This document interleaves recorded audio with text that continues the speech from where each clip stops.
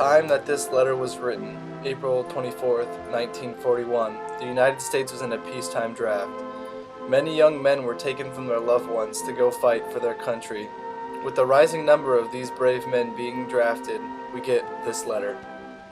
In Clarence Clark's hopeful love letter home to Evelyn Birkby, we can see Mr. Clark using rhetorical devices in order to win over Miss Birkby's heart. Clarence uses his currently unfavorable situation of being drafted into World War II, which many young men from around the United States were experiencing as well, to play towards Evelyn's emotions in order to get the emotion that he wants from her, love. In this first example, we can see Clarence showing a lack of joy being in the United States Army and uses that to guilt Evelyn and to get her sympathy. Clarence says, "Well, it looks like I'm in the Army now. I never did think much of it, and I don't think any more of the life since I'm here. Guess what I want can't be found in the Army." Here, Clarence comes right out and tells Evelyn he isn't happy in his current situation.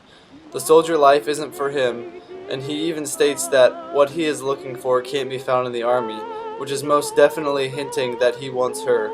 These two statements could have made Evelyn feel guilty that she hasn't been there for him in such tough times, and could also make her feel bad for him in his current situation. The combination of her guilt and sympathy were two good tactics used by Clarence in order to gain her love, but that wasn't all that he used in his letter.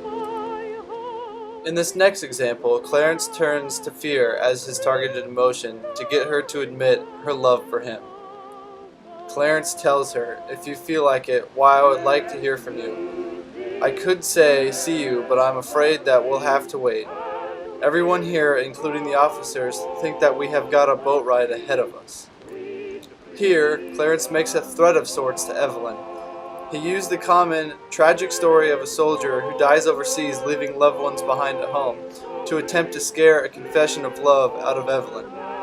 Again, Clarence is using Evelyn's emotions against her to persuade her to love him in the same way that he loves her. Overall, in this letter, Clarence Clark uses his current and common drafted soldier situation as a rhetorical weapon in order to receive love from Evelyn Birkby. By playing to her emotions, he effectively wrote this hopeful love letter in order to persuade her to give her heart and her soul to him, just as he gave to her.